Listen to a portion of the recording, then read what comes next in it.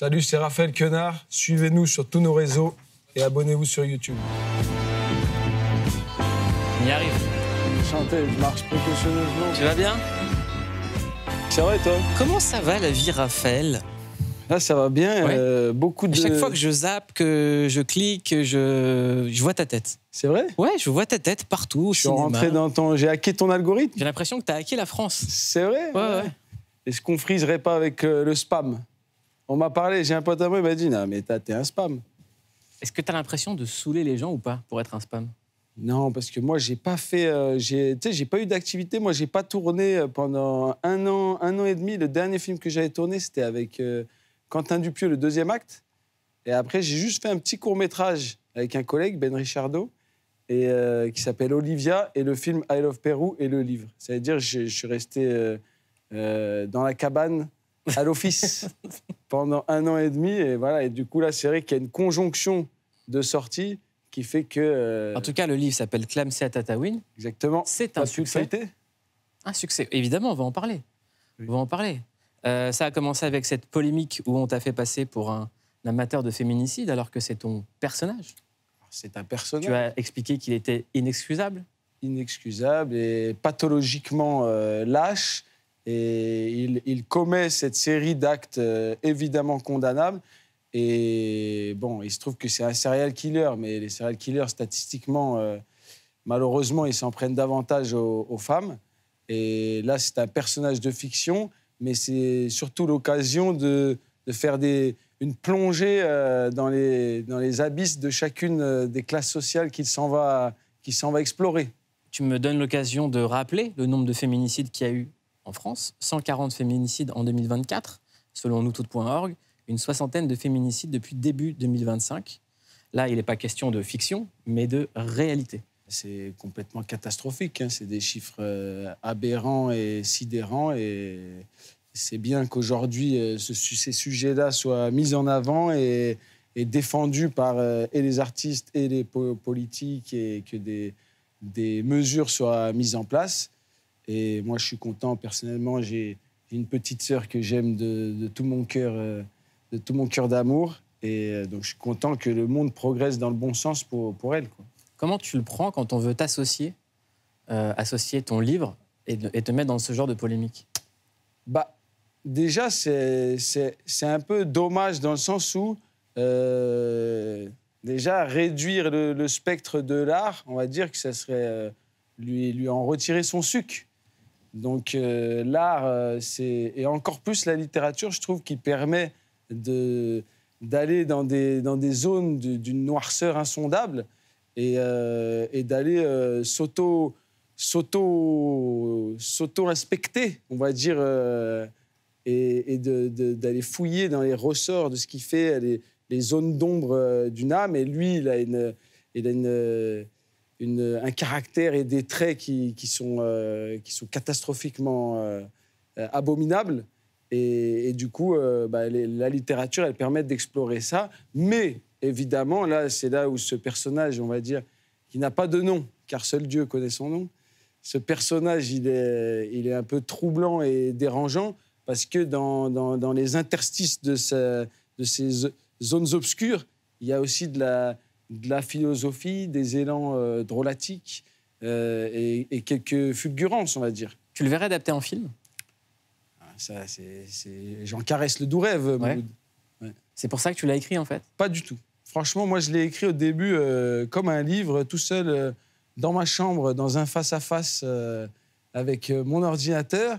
Et j'ai pas du tout pensé au préalable à une adaptation cinématographique. Pour moi, c'était un livre, il devait exister en tant que tel. Et de toute façon, le processus de création cinématographique, je pense, en plus, moi, qui suis un jeune artiste et tout ça, qui n'est pas encore acquis, on va dire, si, il y a un espace de liberté, mais il faut grappiller sa zone de liberté, on va dire, à chaque œuvre.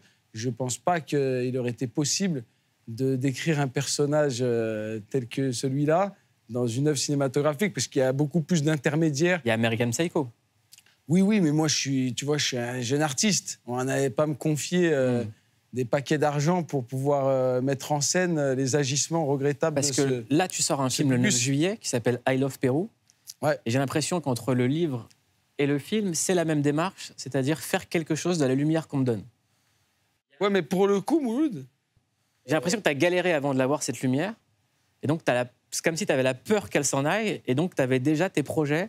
Oui, mais ça a été fait. Tu vois, ces projets, ils ont été faits dans des conditions qui ne requièrent pas de la lumière pour qu'ils se concrétisent. Parce que ce film, tu vois, on a écrit un scénario de 120 pages qui, manifestement, était infinançable. Donc, on l'a fait à l'appareil photo et on a mis 3 ans.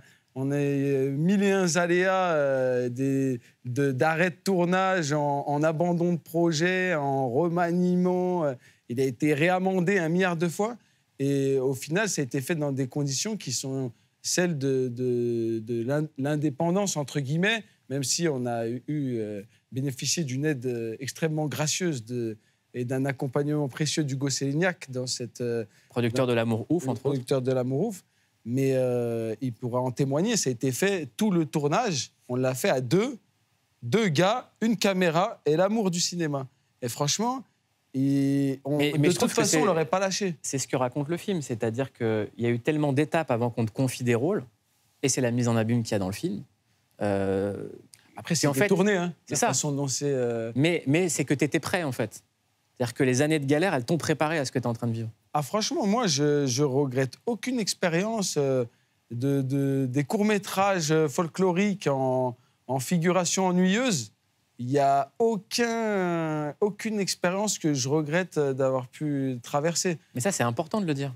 Ah ouais, c'est hyper précieux. Et je pense que, pour de vrai, je ne sais pas, je ne suis pas dans ce cas-là, mais si on te confie d'emblée un premier rôle d'importance qui bénéficie d'une grosse mise en lumière, je pense que c'est compliqué après, parce que comme le système te refera passer par les étapes inférieures pour acquérir une forme de légitimité, ben, ça risque d'être compliqué parce qu'on t'a donné à goûter un espace qui n'est pas celui qui t'attend, tu vois. N'oublie pas que les gens que tu croises quand tu montes... Ah oui, tu les croises quand tu redescends. Regarde un extrait. J'ai remarqué un truc chez les Péruviens. Tu regardes, on dirait qu'ils n'ont pas de coups. On dirait que c'est des coups max de genre... Quelques centimètres. On dirait qu'on a posé la tête sur les épaules et qu'ils se promènent comme ça. C'est vrai, j'ai capté aussi. Ouais. Truc de fou. C'est vrai que c'est un peu marrant, ouais. On dirait des toupies. Non, par contre, je t'interdis de railler les Péruviens. Tu dis qu'ils n'ont pas de couche, je confirme. Oui, mais tu veux que les Péruviens, c'est un peuple qui est ingénieux, qui a formé des agriculteurs, qui a inventé la culture en terrasse, qui a inventé le calendrier solaire. Je dis pas qu'ils n'ont rien inventé. Je te le dis. Parce que tu as lu une fiche Wikipédia dans l'avion. Je te le dis. C'est quoi le rapport? Je te le dis. T'as inventé la flûte? J'ai jamais dit que... T'as inventé les systèmes de murs antisismiques? Non, mais en l'occurrence, voilà. c'est pas trop le rapport, quoi. Ils ont inventé tout ça sans coup. D'accord? Qu'est-ce que t'as fait avec ton coup, toi? C'est quoi le rapport? Qu'est-ce que t'as fait avec ton coup? Mais toi, qu'est-ce que t'as fait avec ton coup, toi?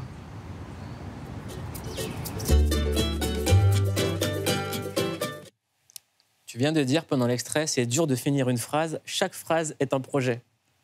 Chaque phrase, c'est un édifice qu'on essaye de bâtir avec le plus d'embarras et de mal, parce que c'est difficile, en plus, là, sous le coup de la fatigue, c'est difficile d'aller au bout et de trouver les mots justes. Non, il faut le rappeler, là, tu sors d'un tournage de film. Exactement. Tu as pris beaucoup d'énergie. Exactement. On a fait l'émission avec beaucoup de retard. Ouais. Mais on est là pour vous, téléspectateurs. Exactement. Des phrases, il y en a plein dans ce film, j'en ai choisi quelques-unes. J'ai toujours dit ce que je pense et plus souvent ce que je pense pas. C'est l'apanage des acteurs. Ouais. Bah ça, cette phrase, effectivement, on dit ce qu'on pense pas, mais je pense qu'en disant ce qu'on pense pas, on en révèle plus sur ce qu'on pense que si on disait d'emblée ce qu'on pense. Tu vois ce que je veux dire? Parce que ça en dit souvent plus de nous-mêmes que d'échafauder les pires mensonges. Et de toute façon, on lit à travers nos âmes comme dans un livre ouvert. Donc, j'ai l'impression que les acteurs, notamment, en plus, qui jouent dans des films et tout, bon, bah, ils en révèlent davantage sur leur nature profonde à l'intérieur d'un rôle où ils ne font que mentir et ils exercent la profession de menteur professionnel. Mais au final, le petit cœur, il est mis à nu, il est défroqué. Avant d'être acteur, tu as travaillé dans la politique, tu as été assistant parlementaire. Ouais, une brève expérience. Et tu as dit que c'était eux les vrais acteurs. Donc, Ah bah oui. est-ce que eux disent la vérité ou mentent tout le temps?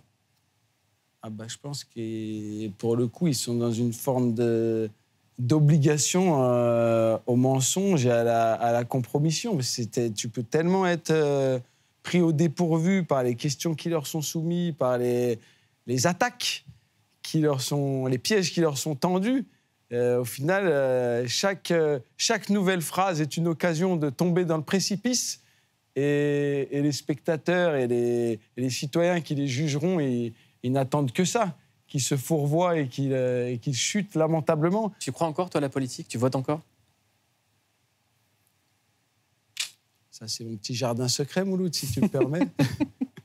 Mais en tout cas, je ne sais pas, mais j'ai l'impression que pour se faire une place, on va dire, au plus haut niveau des institutions, ça requiert un tel niveau de maîtrise de la société du spectacle qu'on est en droit de douter de la sincérité des intentions. Parce que, tu vois, moi, j'aimerais bien avoir comme représentant politique plus un philosophe qui vient charger d'une idéologie et d'un humanisme qui est armé de bonnes intentions et qui va constituer une équipe autour de lui de sages qui viendront l'éclairer sur chacun des sujets. Mais tu vois, par exemple, quand on interroge les politiques, ça, à un moment, il y a une tirade dans le livre là-dessus, mais sur l'économie, les théâtres d'opérations extérieures, l'école, les hôpitaux, les machins, il y a tellement de sujets évidemment, qui sont dans l'incapacité d'en maîtriser...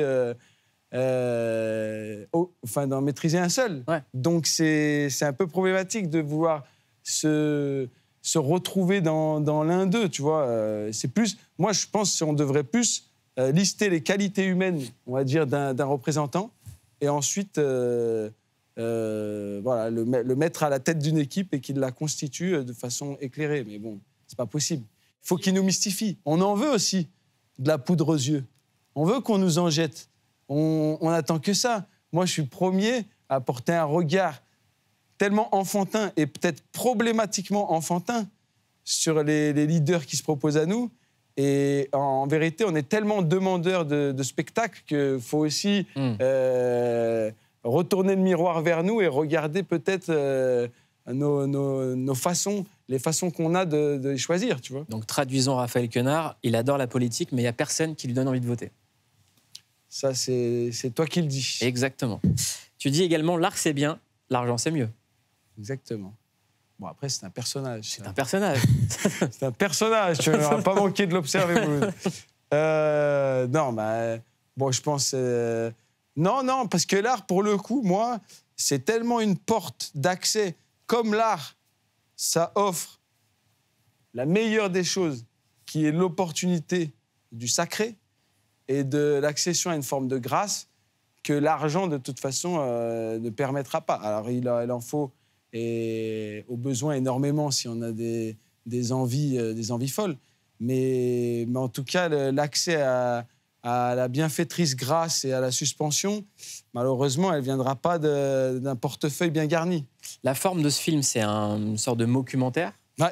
On te suit, toi, donc, avec un réalisateur qui décide de te suivre pour infiltrer le cinéma en disant... Lui, il est intéressé. Il est intéressé. En disant, je vais parier sur un acteur extrêmement radin, imbu de sa personne, mais qui, à force de malentendu sur malentendu, commence à y arriver. Et de persévérance et d'obsession. Exactement. Parce qu'au final, comme l'a dit Jacques Brel, le talent, c'est 1%, le travail, c'est le reste.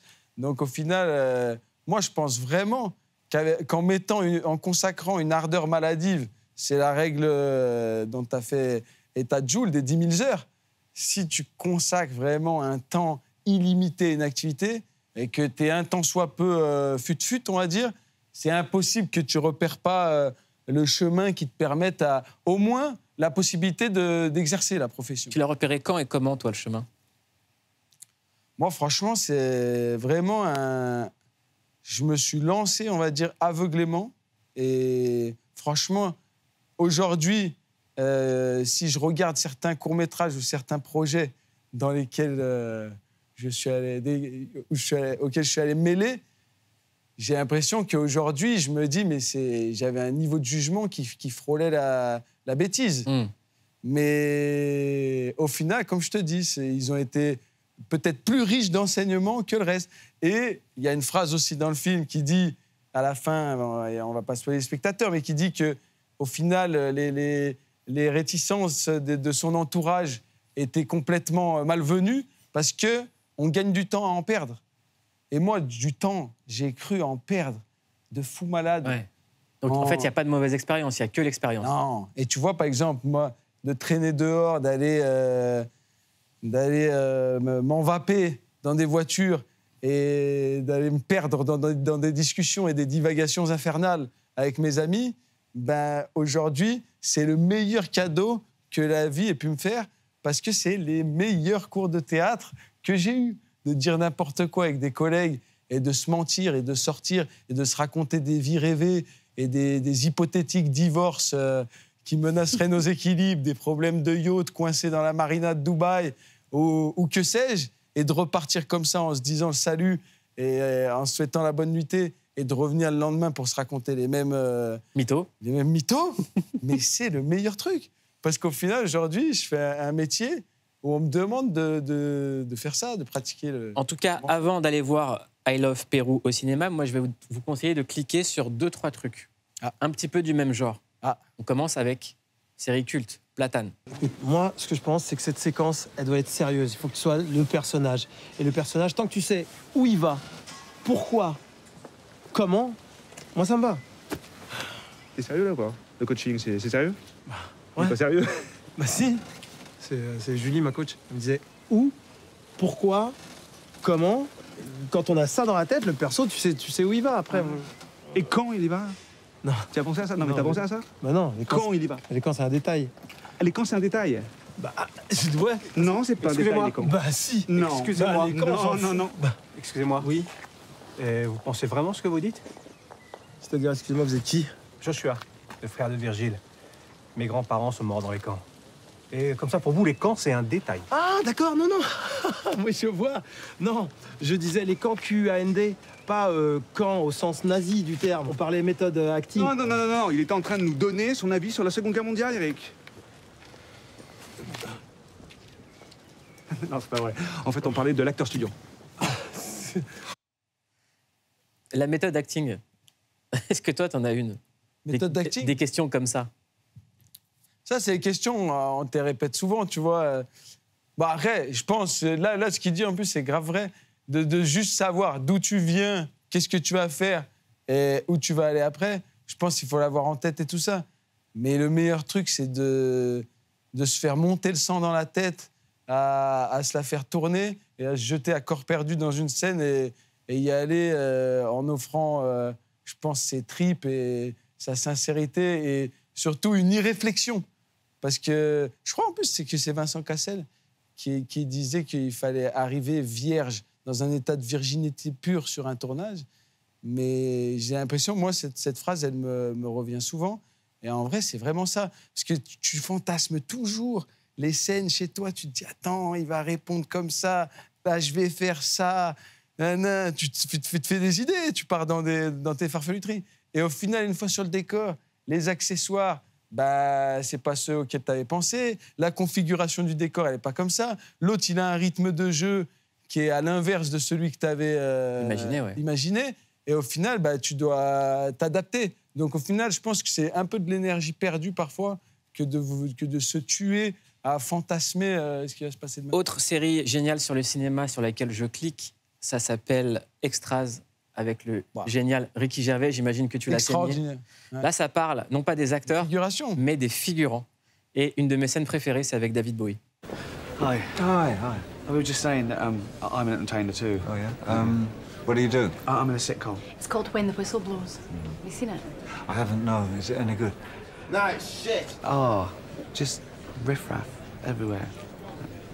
Not going down too well, huh? It's getting 6 million viewers. I mean, it's not exactly how I meant it to be because the BBC have interfered and sort of chased ratings and made it lowest common denominator sort of comedy, sort of catchphrases and wigs. And I think I've sold out, to be honest, but Yeah. it's difficult, isn't it, to keep your integrity when you're going for that first. Little fat man who sold his soul. The little fat man who sold his dream. Chubby little loser. Chubby little loser. National joke. No, not chubby little loser. No. Pathetic little fat man. No one's bloody laughing. The clown that no one laughs at. They all just wish he'd die. La figuration. Moi, j'en ai beaucoup fait de la figuration.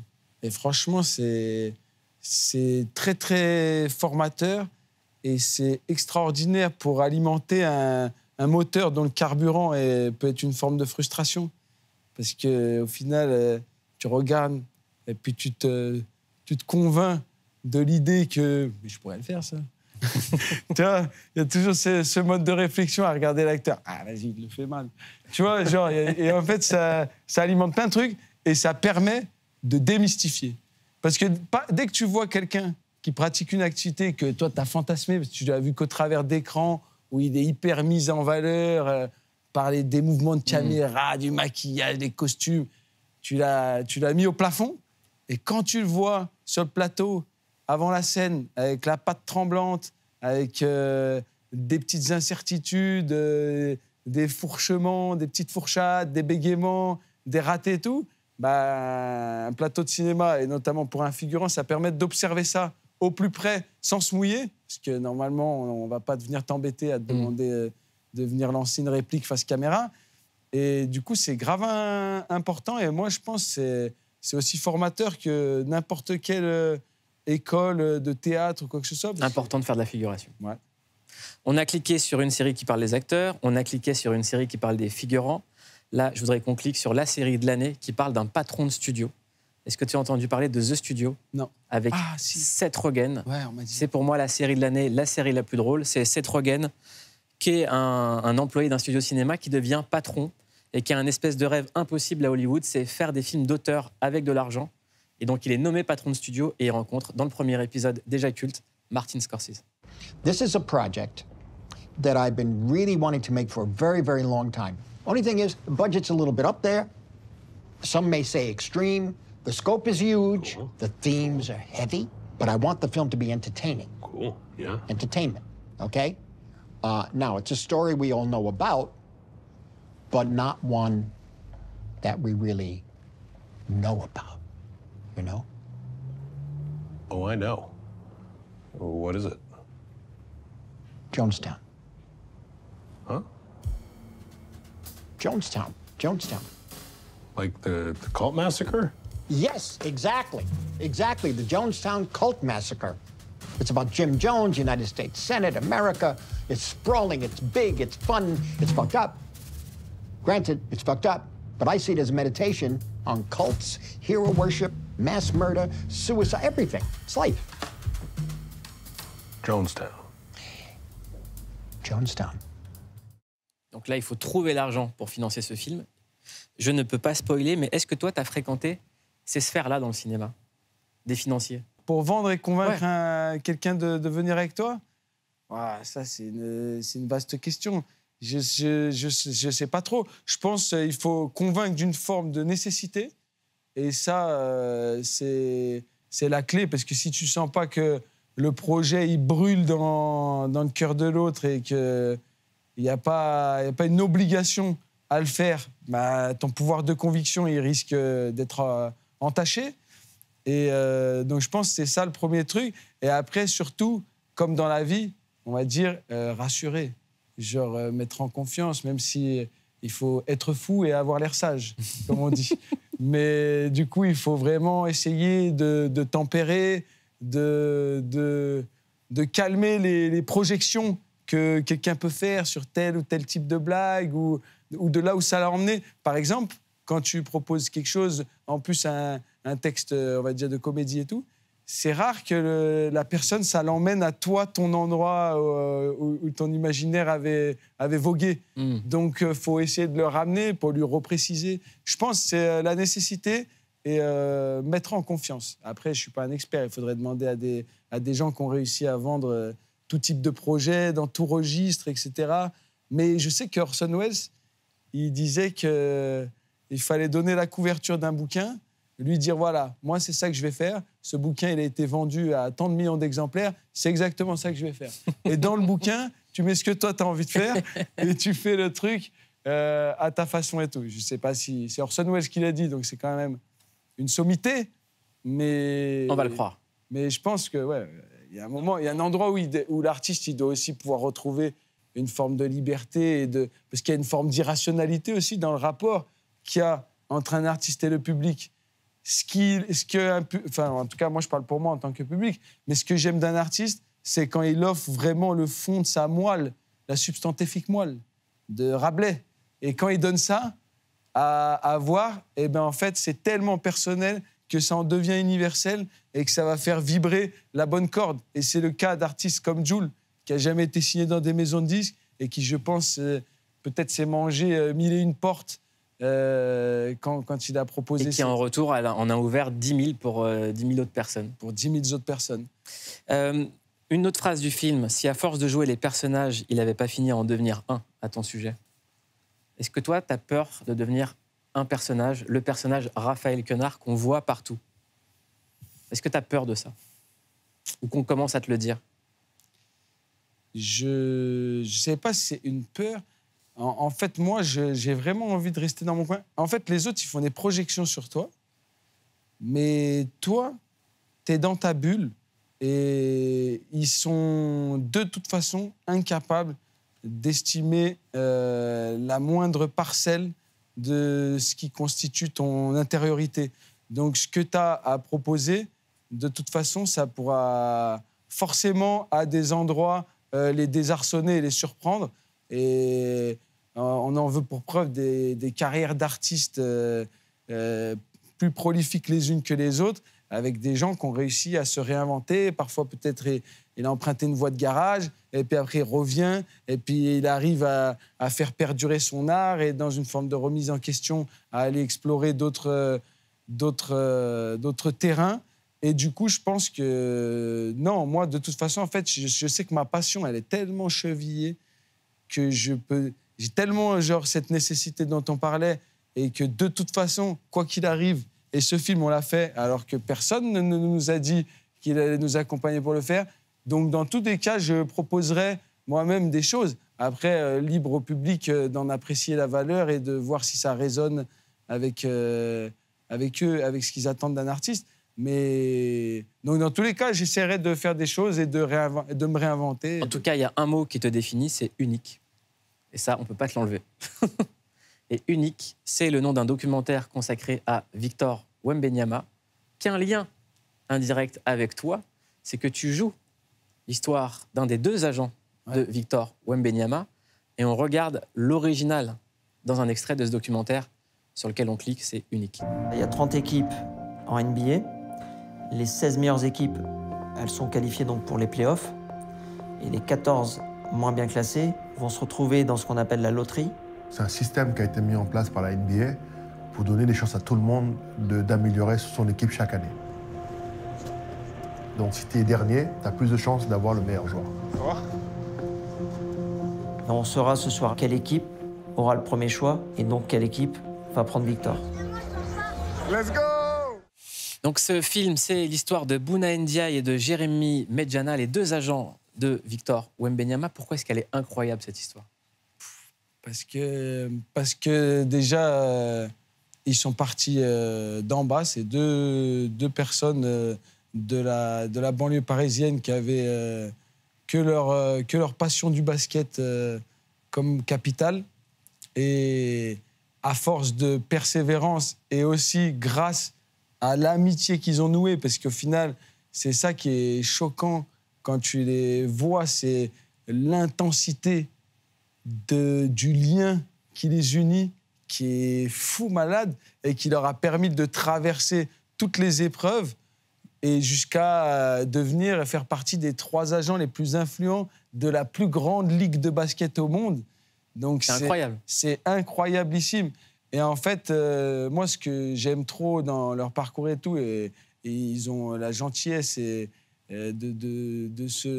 nous faire part de leurs expériences et tout, avec Jean-Pascal Zadi qui joue Bouna Ndiaye. Mais comment ça se passe quand on joue quelqu'un qui existe, qui est sur le tournage? Est-ce qu'on le regarde, est-ce qu'on l'observe ou est-ce qu'on va s'affranchir? Tu essayes de t'imprégner de ce qui fait les fondements de son caractère, tu vois. Et eux, par exemple, moi, je trouve que ce qui les caractérise, c'est une valeur qui, moi, personnellement, me fascine et que j'adule, qui est la besogne. Et en fait, c'est vraiment étape par étape, pierre après pierre, revers après revers, qu'ils ont construit leur chemin jusqu'à l'accession à une réussite, même outre-Atlantique, ce qui n'était pas donné d'avance quand même. Et là, tu joues un personnage vivant. Ouais. Tu vas bientôt jouer un personnage qui nous a quittés, le regretté Johnny Hallyday.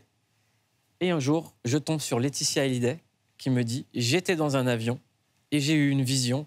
Raphaël Quenard m'est apparu. » Est-ce que c'est vrai? Est-ce qu'elle t'en a parlé? Oui, elle l'a dit. Elle a regardé un film qui s'appelle Yannick. Et en fait, elle a dit qu'elle avait retrouvé, on va dire, un peu du regard de son mari. Et du coup, elle a appelé le producteur Hugo Séignac et elle lui a proposé ce projet. Et il lui a demandé qui elle verrait pour incarner son défunt mari. Et elle lui a dit ça. Du coup, on va faire ça l'année prochaine. Le tournage, c'est l'année prochaine. Moi, j'ai pas le droit de la montrer, mais j'ai vu une photo. Quelle photo? J'ai vu une photo, voilà, avec prothèse. C'est assez saisissant. C'est combien d'heures de maquillage pour être Johnny? Non, ça, c'est pas. C'est une photo qui est imparfaite, qui pour l'instant est une base de travail et tout. Je sais pas combien d'heures ça constituera. Et je sais pas si, d'ailleurs, si il faudra qu'il y ait tant de prothèses que ça, parce que parfois les gens qui apprécient un biopic, ils disent qu'ils peuvent ressentir une forme de mise à distance quand il y a trop de grimage. Donc, bon, on verra. Mais là, il y a déjà une intense période préparatoire qui va précéder le tournage. Et on va s'y livrer à corps perdu, Mouloud. C'est quoi les interprétations de biopic que j'adore? Ouais. Déjà, j'ai adoré un biopic là récemment qui s'appelle Better Man. Où là, pour le coup, c'est une... Eh oui. C'est un singe en 3D. C'est un singe qui... Mais tu sais quoi, ça me fait plaisir. Parce que quand je dis aux gens que ce film est incroyable, il est incroyable. Ils se foutent de ma gueule. Jure. Moi, il m'a fait pleurer, ce film. Incroyable. Il est exceptionnel. Exceptionnel. Et ce qu'il y a de bien, c'est qu'ils font un biopic, mais en prenant un singe, et ça permet d'avoir un regard et un autre angle d'appréciation de la carrière de cette icône. Et c'est exceptionnel. Et du coup, moi, je trouve que, pour le coup, moi, à mon échelle, ce que j'apprécie, l'autre chef-d'œuvre, franchement, c'est Walk the Line de James Mangold avec Joaquin Phoenix qui interprète Johnny Cash. Et dans celui-là aussi, genre, ça se concentre pas. En tout cas, l'idée, c'est pas de retracer, on va dire, minutieusement la carrière d'un artiste, mais de trouver ce qui, en lui... Le momentum. Ouais, et ce qui, en lui, genre, a été le moteur qui a conduit à tous ces événements qui ont jalonné sa vie. Mais ce à quoi on veut avoir accès, c'est son intériorité profonde. Moi, je dirais aussi Denzel Malcolm X. Ah, exceptionnel. Exceptionnel. Ça, c'est incroyable. Exceptionnel. En France, il y a Taharay Maznavour. Ouais. Exceptionnel. Ouais. Cassel. Cassel dans Mérine. Celui-là, il était exceptionnel. Je crois que c'est le GOAT. Hein. Franchement, celui-là, il a tout arraché. On se les regardait, on l'a boulotté, ce diptyque, avec beaucoup de plaisir. Ouais. Jamie Foxx. Jamie Foxx dans Ray. Ray. Exceptionnel aussi. Ouais. Et quand on doit faire Johnny, est-ce qu'on apprend à chanter déjà? Alors, il y a tout un tas de cours qui sont mis en place, mais il y a le chant, la guitare, la chorégraphie, la gestuelle, bref, rencontrer toutes les personnes qui ont eu la chance de le côtoyer pour qu'ils donnent chacun l'essence de ce qu'ils ont perçu dans cette idole. Et après aussi, moi, je pense, pour le coup, là, je ne vais pas vous dévoiler le cœur de l'histoire, mais ça parle d'une chose en particulier, qui est une chose humaine, profondément humaine et universelle, et en vrai, qui, moi, me parle. Et donc, il faut trouver la résonance que ce thème-là va avoir avec soi, tu vois. Enfin, ça tombe bien, on va voir T'en es où avec la chanson. On va faire une interview yaourt. Chanson, voilà. Le principe, il est super simple. Tu vois ce que c'est un yaourt en chanson? Ouais. Quand tu fredonnes un yaourt. On va te mettre 2-3 chansons et on va te laisser faire le yaourt. Ou les paroles, si tu connais les paroles. Quoi? Allez, on commence. Oh Marie, si tu savais tout le mal que l'on me fait. Oh Marie, si je pouvais dans tes bras nus me reposer. Me reposer ou me retrouver? Je sais pas, c'est du yaourt, tout est permis. Ouais. On continue toujours avec Johnny, mais cette fois-ci, le Johnny de maintenant. Joule, le J. Je sais même plus quel jour on est. Je suis en fumette toute la journée. J'ai nié, j'ai pas avoué. Et mes sons font que tourner. Celle-là, je l'ai écouté pendant tout un semi-marathon. Ça a duré, je sais pas, 1h40. Je l'ai mis en repeat comme ça. Et il n'y a pas un seul moment où elle a causé une forme d'ennui. Ça, c'est un classique intersidéral. Goodbye de Joule. J'ai beau aller me balader, le check me colle comme un aimant. On peut sourire et se malabrer, on peut souffrir en s'aimant. Je vais faire ma vie. Loin de là, de ma vie, pas de là. Voilà. Je te dis goodbye, mon ami. Goodbye, mon amour. Ça te fait pleurer, Joule, on dirait, toi. Joule, c'est trop fort. Pour moi, c'est légendairissime. C'est Johnny Hallyday. C'est à cet endroit-là. Moi, j'ai eu l'occasion de lui serrer une fois la main, donc je ne le connais pas personnellement, mais il me transperce le cœur. Et je trouve que c'est tellement beau la sincérité et la franchise qu'il nous offre. Moi, franchement, je ne peux que le remercier pour les innombrables heures de plaisir. Et j'ai que envie qu'il ne s'arrête jamais. Comment expliquer qu'il fasse autant de bien au pays? Moi, j'étais au Stade de France. C'est la liesse. J'ai vu une France réunie, mais comme dans une finale de Coupe du Monde, quoi. C'est exactement ça. Parce que je pense qu'il arrive à procurer des sensations qui donnent naissance à la liesse. T'as que envie de partir en couille, t'as que envie de te mettre avec les gens, de te régaler, de te l'écouter en groupe et tout. Et en fait, je pense qu'il donne accès à la liesse. Et au final, il n'y a pas beaucoup de chanteurs qui sont des voies d'accès à des émotions collectives comme ça.